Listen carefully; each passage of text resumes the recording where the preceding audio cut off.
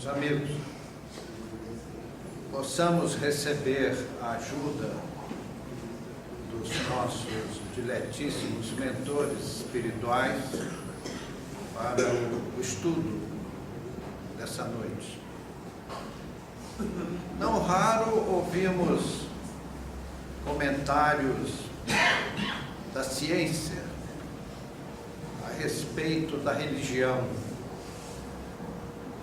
E às vezes o contrário, religiosos falando sobre a ciência. Esse é o nosso estudo de hoje, ciência e religião. Nós entendemos que a fé e o raciocínio devem andar juntos. Só muito aparentemente é que a ciência e a religião parecem antagônicas. A doutrina espírita é uma das suas importantes missões, é provar que ciência e religião se completam.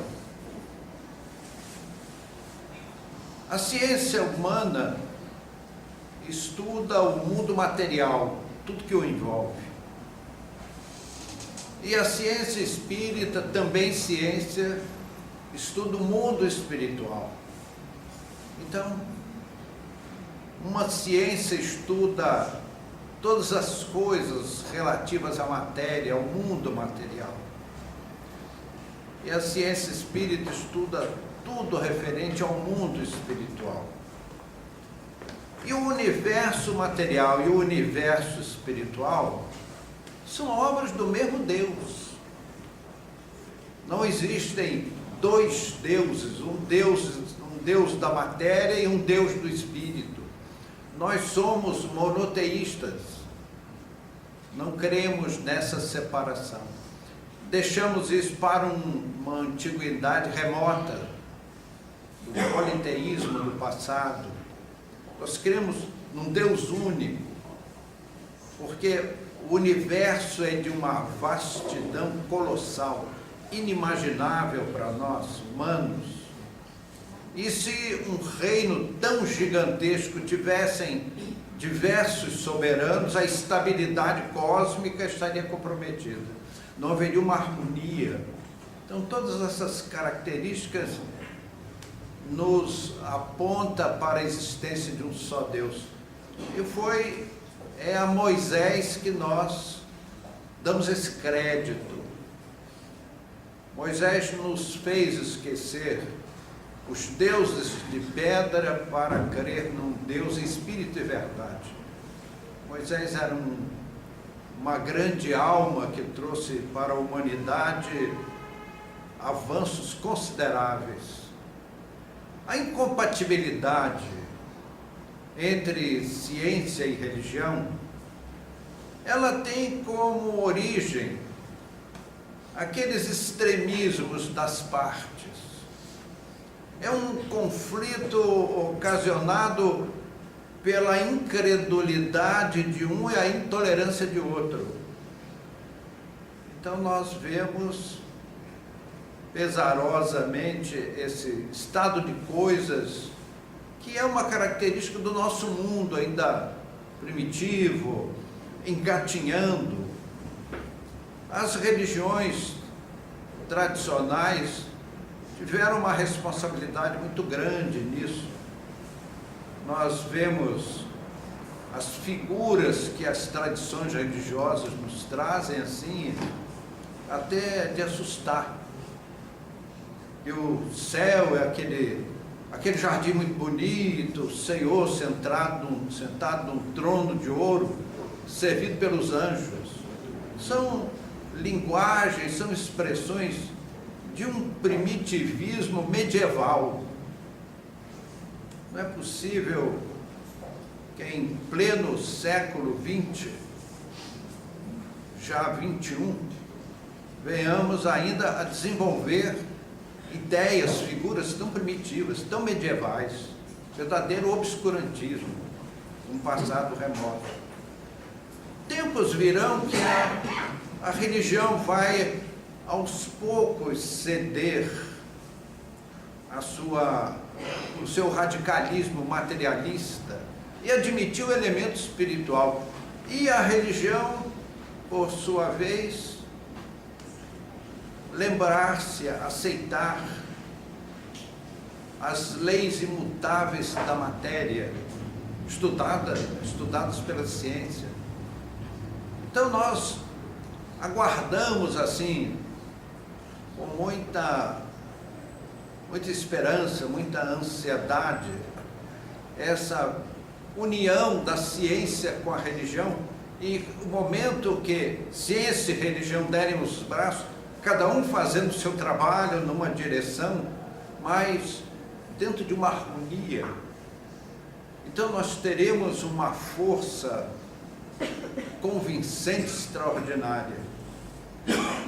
Hoje, equivocadamente, o pensamento científico ainda se opõe ao pensamento religioso, porque ambos foram a extremos.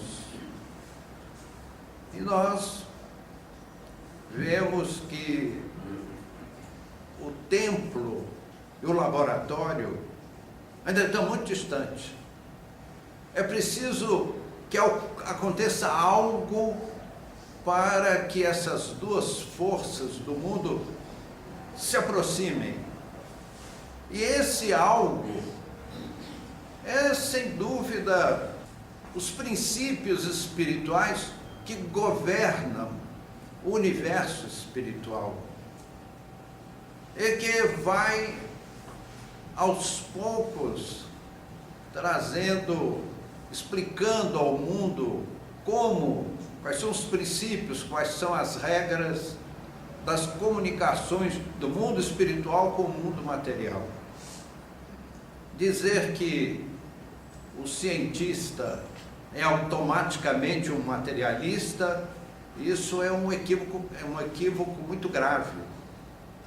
Nós poderíamos listar um número enorme de homens de respeitáveis conhecimentos científicos e que são fervorosos crentes em Deus.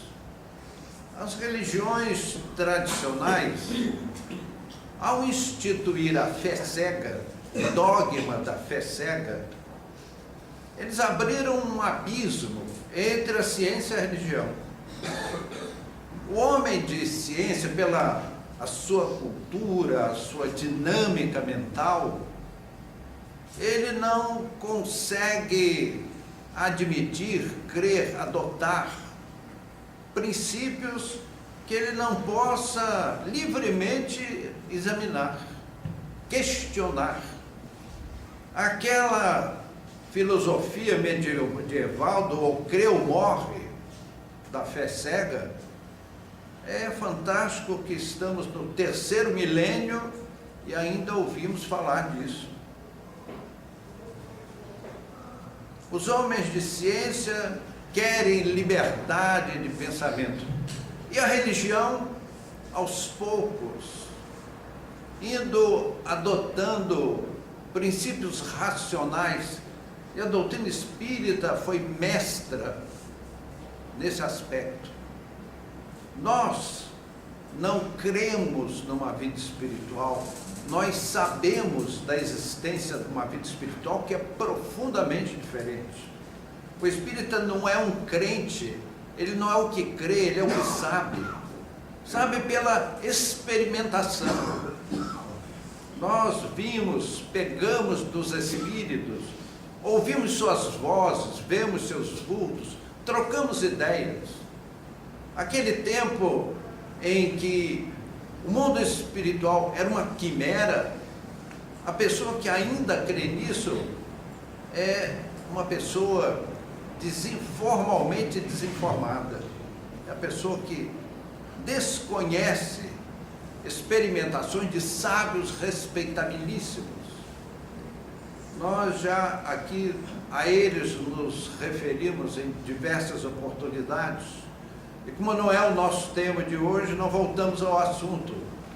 Mas aquela ideia de que o espírito é uma abstração, uma tese religiosa, quem assim pensa paira em lamentável equívoco.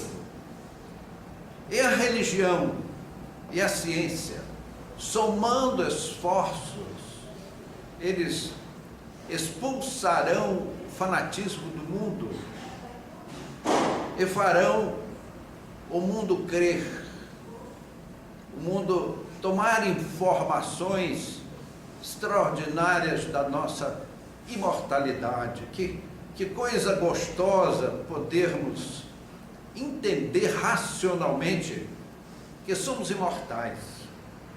As religiões tradicionais pintaram a religiosidade muito a um gosto primitivo. Aquele jardim, é o céu com aquele jardim florido, que você fica ali orando, assim, olhando para o Senhor. Isso deve ser muito gostoso nos 3 primeiros dias, mas à medida que o tempo vai passando, começa a ficar cansativo, enfadonho. E depois de séculos, milênios, bilênios, torna uma situação insuportável. É um céu infernal, esse em que você é obrigado a ficar ali genefluxo, num estado quase patológico, psicopatológico. Meus amigos, as inteligências superiores querem desenvolvermos o saber. Nós não vamos ficar naquela oração contemplativa para todos os tempos. Nós oramos a Deus, agradecemos a Deus, pedimos a sua ajuda, mas vamos avançar nos anais da ciência. Não só a ciência humana, mas as ciências espirituais. Vamos privar com espíritos sapientíssimos que, por amor, nos dão a mão para que nós concretizemos esses valores. Então, o Espiritismo tem uma das suas grandes missões, é combater, é erradicar a descrença, o ceticismo no mundo, para que a fraternidade legítima brilhe entre os povos. Porque no momento, plagiando Jesus, que consideramos Deus o nosso Pai infinito, se Deus é o nosso Pai, é o Pai de todas as humanidades do cosmos, então nós somos todos irmãos.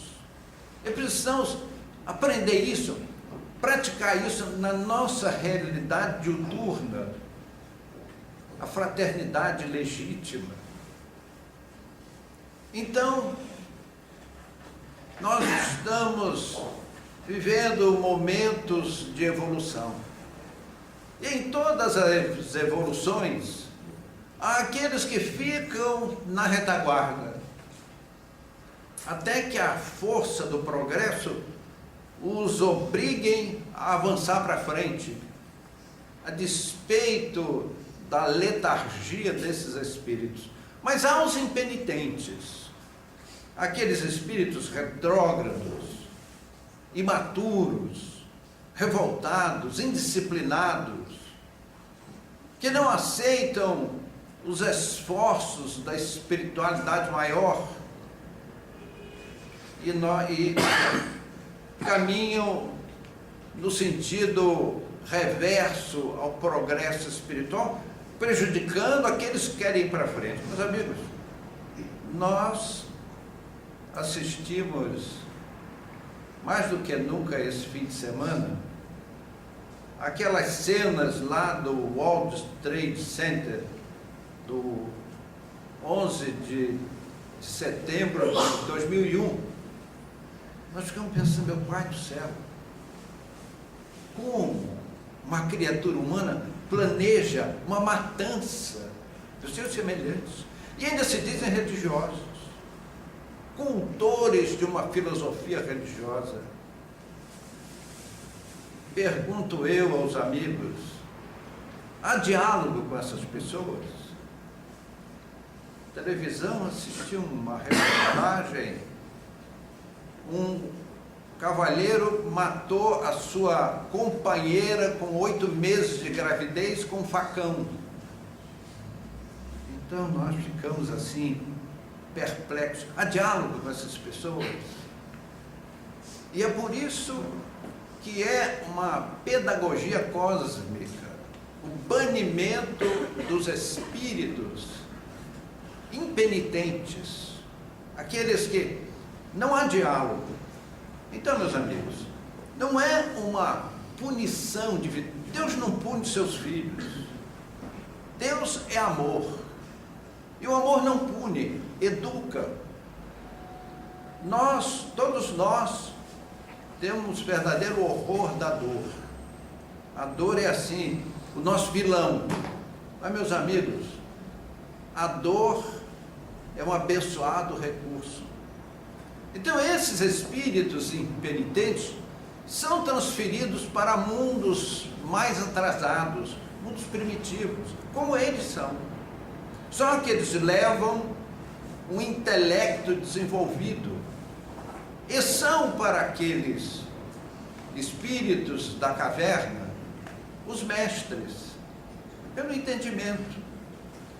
Quando reencarnam entre os espíritos primitivos, eles não se lembram conscientemente, mas levam uma inteligência desenvolvida e são os mestres daqueles homens das cavernas. Nós já passamos por isso. É que os amigos não lembram porque já faz um pouco de tempo, né? Mas com esses espíritos egressos de outras regiões interplanetárias, nós aprendemos o arco, a flecha, a lança, a agricultura, a pesca, descobrimos o fogo, aprendemos a cozinhar os alimentos, aqueles alimentos que não eram possível a sua utilização alimentar, cozidos tornaram excelentes alimentos, e nós fizemos festa com o fogo espantava as feras. Então, quando nós é que éramos o alimento, o fogo mandava o tigre de sabre para longe, mostrando a ele que nós não éramos uma boa opção para o lanchinho da tarde. Então, com esses espíritos, aprendemos a fazer as casas e muitas coisas.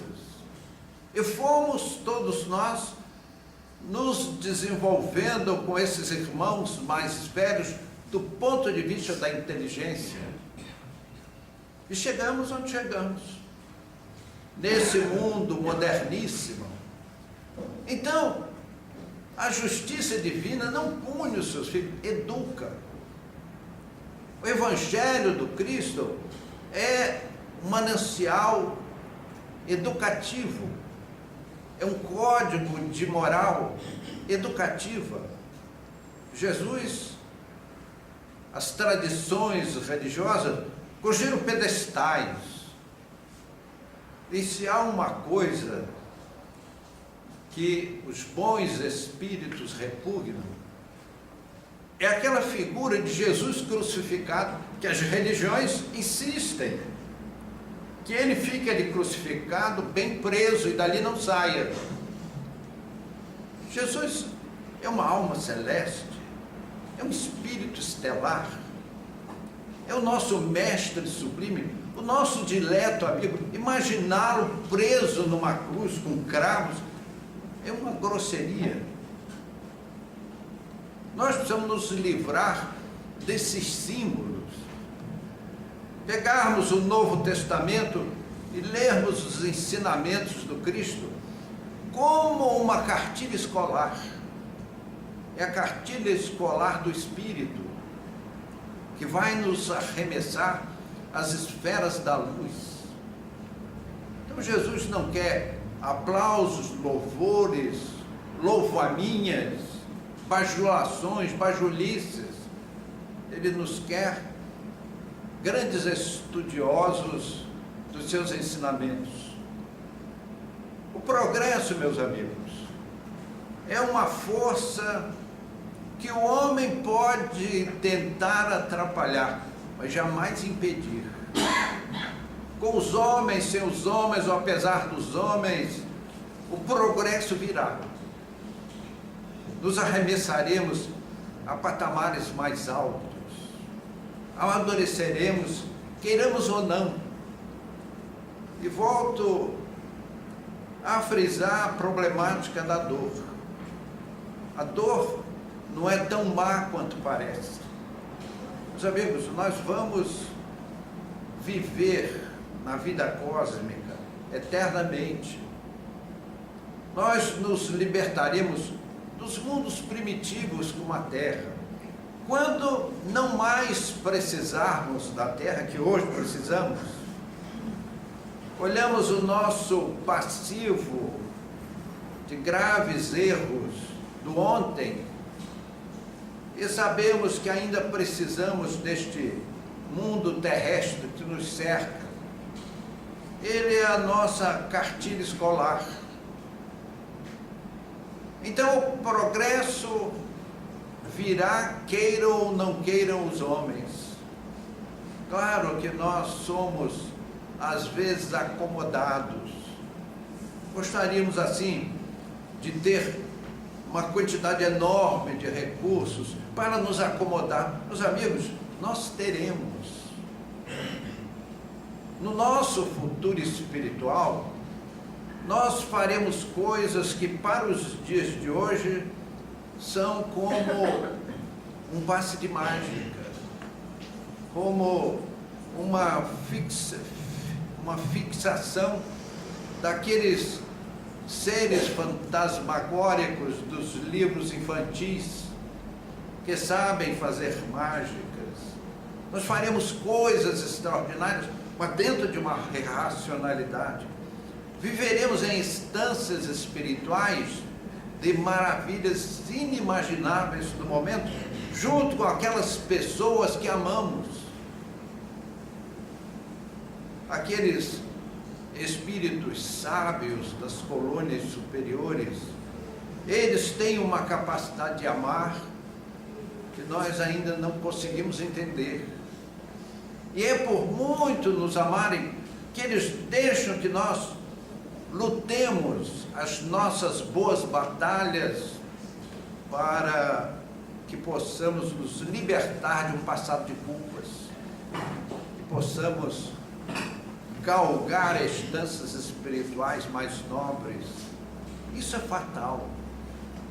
Ninguém condenado, principalmente condenações eternas, e é por isso que os homens de ciência rejeitam as religiões tradicionais, quase que numa rebeldia, porque não conseguem entender isso. Há 20 séculos, Jesus nos trouxe o seu evangelho educador para transformar a nossa humanidade.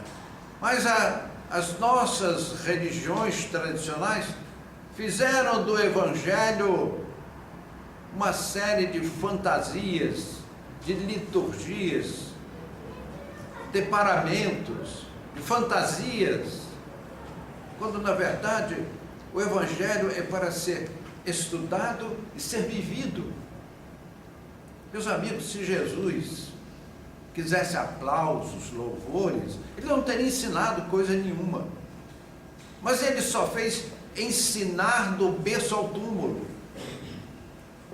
Jesus andava cercado de multidões. Por que razão?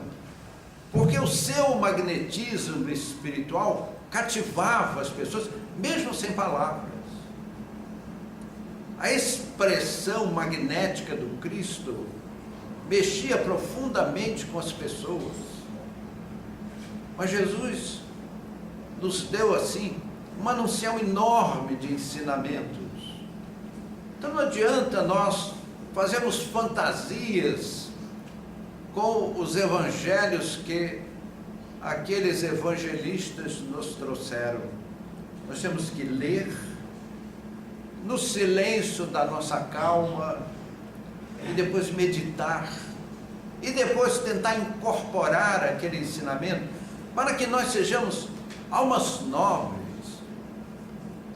A evangelização da nossa humanidade é o grande capítulo, a grande obra do cristianismo, para que o mundo evangelizado, engrandecido, liberte-se das nossas mazelas espirituais.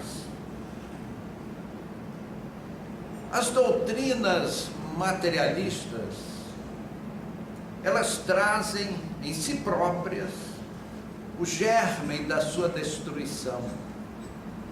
São doutrinas corruptoras da sociedade. Se o mundo acaba no túmulo, o que fazer se não gozar ao máximo a vida? Não importa, em prejuízo de quem quer que seja.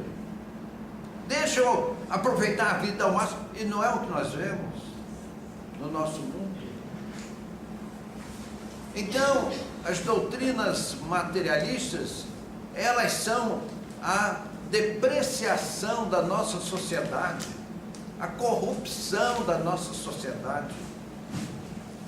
As pessoas que vivem para os seus, exclusivamente para os seus interesses materiais, para os gozos da vida, são indiferentes ao sofrimento do próximo. Então, meus amigos, nós estamos vivendo uma era de uma queda de braço. É a besta do Apocalipse de João. Essa perturbação que nós vemos no mundo. E só há um remédio, é o Evangelho de Jesus. É vivermos os ensinamentos do Cristo para sermos solidários ao nosso próximo. E o mundo vai se dividindo em duas facções.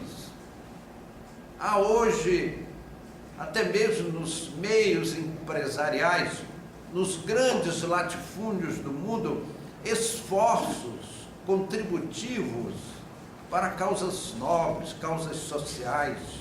Até os grandes bancos mundiais dão as suas contribuições. Há uma sensibilização no mundo pelo bem-estar do seu semelhante. Então, meus amigos, o que fazermos nós, que nos dizemos cristãos, que nos dizemos estudiosos da mensagem do Cristo, se não sermos solidários aos ensinos do Evangelho do Senhor? As doutrinas materialistas vão se corrompendo.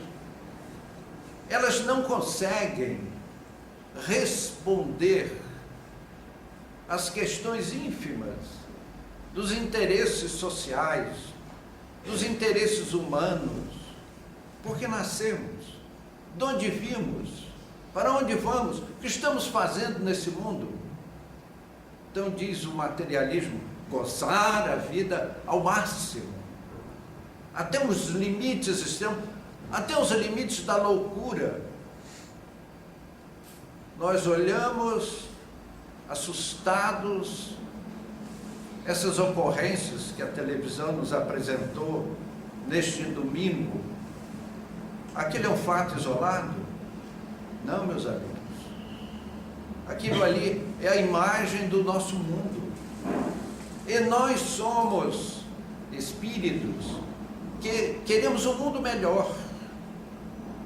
Pedimos a Deus que nos ajude a ajudar por um mundo melhor. Queremos dar a nossa contribuição pela felicidade da humanidade e a nossa também. Mas o materialismo ateu é esse germe corruptor que desencanta as pessoas, que estimula as pessoas a gozarem o máximo, até mesmo em prejuízo da sua saúde física. Nós vemos na televisão, no noticiário, um médico, doutor em medicina, com cirrose hepática pelo alcoolismo, que nós, os leigos, as pessoas simplórias que somos, abusemos do álcool é pela ignorância. Os efeitos são os mesmos, mas pelo menos temos a nossa ignorância como desculpa, mas não uma pessoa esclarecida, um doutor em medicina.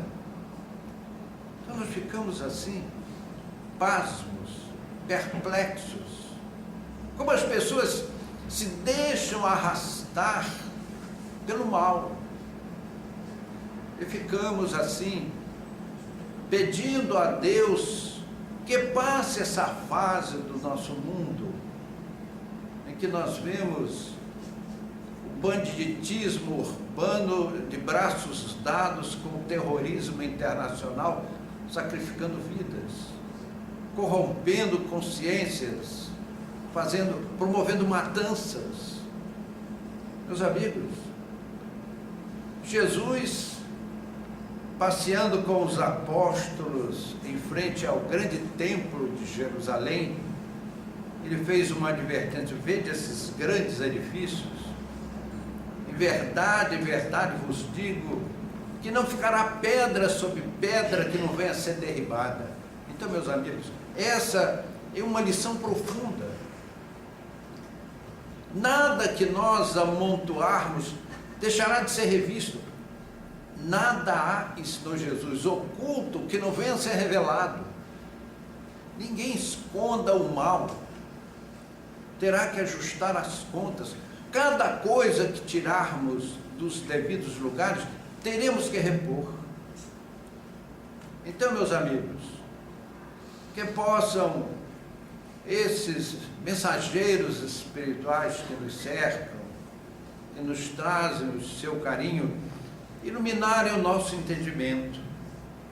Quando esses amados companheiros nos tocam, nos trazem uma felicidade íntima, tocam a nossa sensibilidade, para que nós possamos a eles nos unirmos pela causa do o nosso planeta terrestre. Deles serão banidos os espíritos perturbadores. Hoje nós não podemos sair às ruas, sob pena de perdermos a vida e os nossos pertences e sofrermos agressões lamentáveis. Esse tempo vai passar. Nós conhecemos estágios que a Terra há de receber mais tarde, que o homem terrestre não pode nem imaginar. Dentro dos próximos séculos, conheceremos instâncias práticas sociais hoje inimagináveis.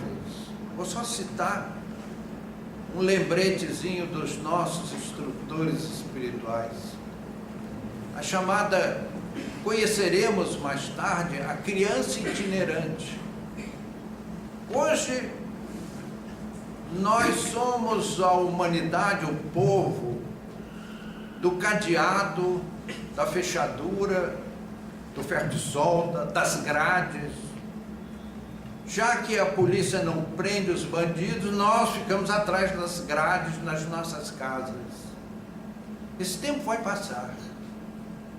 No futuro, a chave, o cadeado, a grade, nós vamos conhecer nos museus, de uma era nefasta, de um passado ignóbil. Nós seremos livres. As crianças, depois de uma certa idade, viajarão para o mundo, pelo mundo, abrigar-se-ão nas casas recebidas com todo carinho, e nós também. Todas as casas do futuro da humanidade terão quarto de hóspede para receber pessoas que nunca vimos. Então a Terra será um planeta de regeneração, uma verdadeira bênção. Hoje somos obrigados a viver atrás de verdadeiras trincheiras bélicas. No futuro, quando o Evangelho estiver no coração das pessoas, nós seremos almas livres. Como disse Jesus, conhecereis a verdade vos libertará. Que Ele nos abençoe nessa noite. Muito obrigado.